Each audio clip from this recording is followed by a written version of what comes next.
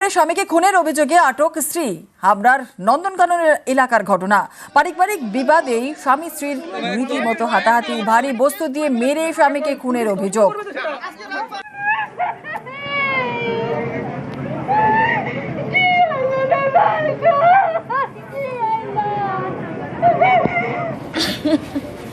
দিদি কিভাবে এরকম ঘটনা ঘটলো?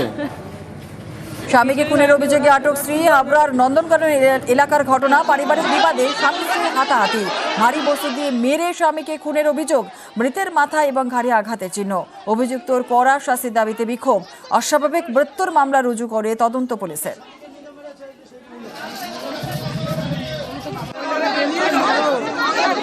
দেখলাম আমার ভাই ঘুমিয়ে আছে, এখানে রক্ত দেখছি, গলার এখানটা দাগ, সুগার ফল করলে রক্ত আসবে।